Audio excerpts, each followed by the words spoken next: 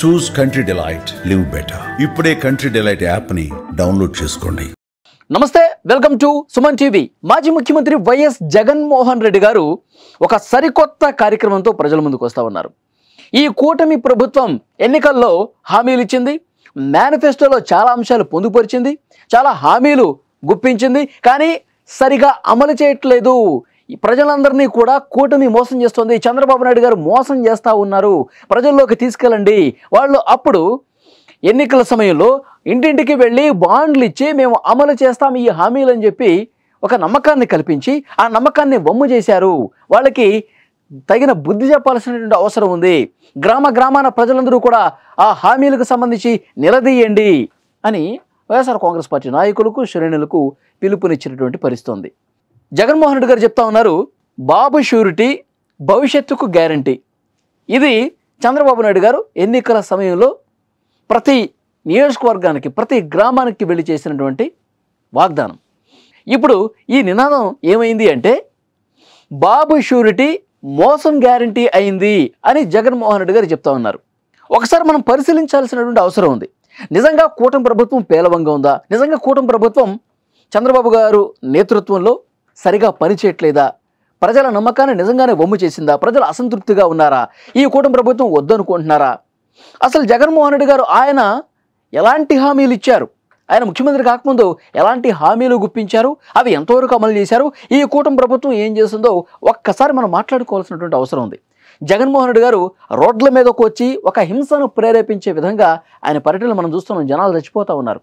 జగన్మోహన్ రెడ్డి గారు మా ఊరికి రావద్దు అని చెప్పి జనాలు నెత్తినోరు బాదుకుంటా ఉన్నారు. ఎందుకంటే కార్లతో తొక్కిచ్చేస్తూ ఉన్నారు, ఇష్టం వచ్చినట్టుగా రాళ్ళు తీసి కొడతా ఉన్నారు, రోడ్డు మీద నానా బీభత్సం చేస్తూ ఉన్నారు, డ్యాన్సులు చేస్తూ ఉన్నారు కార్లు ఎక్కి.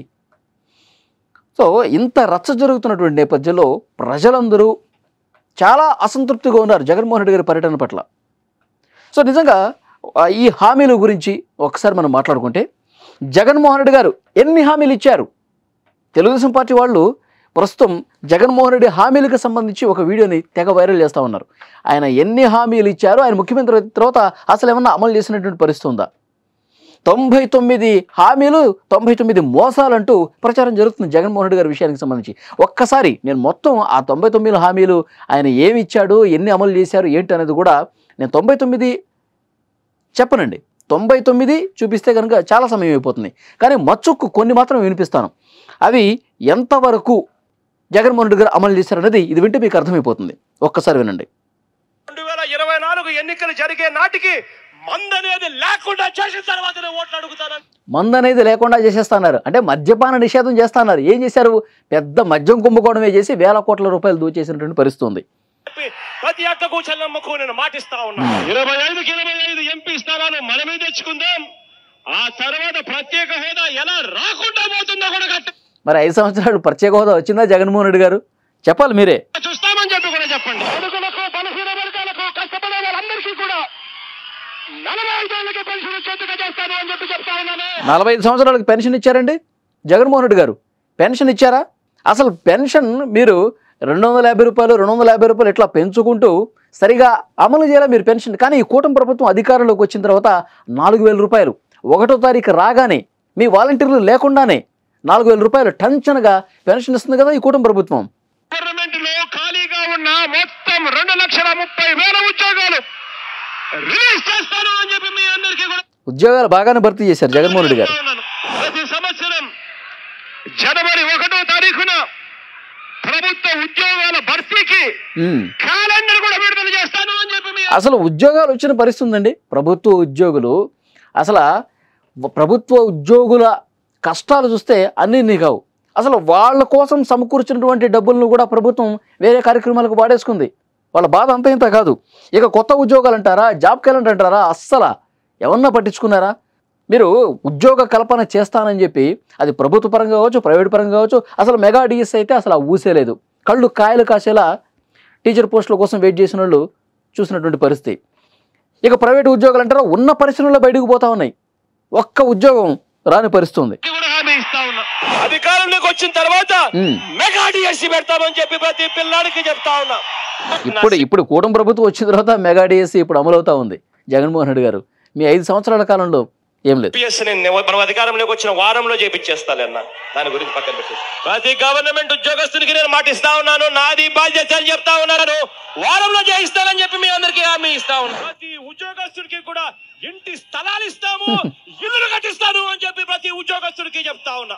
రావాల్సినవన్నీ కూడా కరెక్ట్ గా సమయానికి వచ్చేట్టుగా, ప్రతి టీఏ సమయానికి వచ్చేట్టుగా చేస్తానని చెప్పి కూడా ప్రతి ఉద్యోగస్తుడికి హామీ ఇస్తా ఉన్నా. ఆ 20% కూడా పోయి పూర్తిగా 100% స్వర్ణ బియ్యం, అటువంటి క్వాలిటీ ఉన్న బియ్యంతోనే ఇవ్వబడుతుంది. 200 యూనిట్ల వరకు మీకు కరెంటు ఉచితంగా ఇస్తామని చెప్పి మీ అందరికీ కూడా చెప్తా ఉన్నా. కరెంటు విద్యుత్ వచ్చిందండి? కరెంట్ వచ్చిందా ఫ్రీగా? మన కరెంటు రేట్లు చూడండి, ఈ రేట్లన్నీ కూడా పూర్తిగా తగ్గించేస్తాను అని చెప్పి మీ అందరికీ కూడా హామీ ఇస్తాను. కాంట్రాక్ట్ లో పనిచేస్తా ఉన్న ప్రతి ఒక్కరిని కూడా వీలైనంత ఎక్కువ మందిని గవర్నమెంట్ రెగ్యులరైజ్ చేస్తాము అని చెప్పి హామీ. సో ఇట్లాంటి హామీలండి, అంటే కనీసం వీటిలో ఒక్కటంటే ఒక్కటి కూడా 100% సజావుగా పూర్తి చేయలేదు జగన్మోహన్ రెడ్డి గారు. 99 హామీలు 99 మోసాలుగా మిగిలిపోయినటువంటి పరిస్థితి ఉంది. మరి ఈ కూటమి ప్రభుత్వం ఏం హామీలు ఇచ్చింది? ఆయన ఎప్పుడు పర్యటన చేసినా, ఎప్పుడు మీడియా ముందుకు వచ్చినా సూపర్ 6 అంటూ ఉంటారు. మరి ఈ సూపర్ 6 హామీలు ఏ మేరకు అమలయ్యాయి, ఏ మేరకు అమలవుతున్నాయి, ప్రజల్లో ఎంతవరకు వాటి పట్ల ఈ కూటమి ప్రభుత్వం పట్ల నమ్మకం ఉంది? ఒక్కసారి మనం మాట్లాడుకోవాల్సిన అవసరం ఉంది. యువతకు 20 లక్షల ఉద్యోగాలు, నెలకు 3,000 రూపాయల నిరుద్యోగ భృతి. ఈ ఉద్యోగ కల్పనకు సంబంధించి మెగా డిఎస్సీ ఆల్రెడీ టీచర్ పోస్టులకు సంబంధించి భర్తీ జరుగుతుంది. ప్రభుత్వ పరంగా ఏవైతే నోటిఫికేషన్లు రావాలో ఇస్తామని చెప్తా ఉన్నారు. మొన్న మచిలీపట్నం కార్యకర్తల సమన్వయ సమావేశంలో నారా లోకేష్ గారు నిరుద్యోగ భృతి ఈ సంవత్సరమే అమలు చేస్తామని చెప్పారు. ఇంకొకటి, స్కూల్కి వెళ్ళే ప్రతి విద్యార్థికి 15,000 రూపాయలు, ప్రతి విద్యార్థికి ఏడాదికి 15,000 రూపాయలు ఇస్తామన్నారు. తల్లికి వందనం ఆల్రెడీ ప్రారంభమైంది. 13,000 రూపాయలు ప్రతి తల్లి అకౌంట్లో పడుతుంది. 2,000 రూపాయలు స్కూల్ మెయింటెనెన్స్ కోసం ఆల్రెడీ ఈ పథకం ప్రారంభమైంది. తర్వాత రైతుకు ప్రతి ఏటా 20,000 రూపాయల ఆర్థిక సాయం, అదే కేంద్ర రాష్ట్ర ప్రభుత్వాల ఆర్థిక సాయం అనేది అమలు అవడానికి రంగం సిద్ధమైపోయింది. ఎందుకంటే ఇప్పుడు వానాకాలం కూడా ప్రారంభమైంది కాబట్టి ఆల్రెడీ క్యాబినెట్ అప్రూవల్ అయింది. ఒక వారం 10 రోజుల్లోనే అన్నదాత సుఖీభవ ఈ కార్యక్రమం ప్రారంభం అవుతుందని ముఖ్యమంత్రి చంద్రబాబు నాయుడు గారు చాలా స్పష్టంగా అనౌన్స్మెంట్ కూడా చేశారు. ఇక ప్రతి ఇంటికి ఏడాదికి ఉచితంగా 3 గ్యాస్ సిలిండర్లు, ఈ పథకం ఆల్రెడీ నడుస్తూ ఉంది.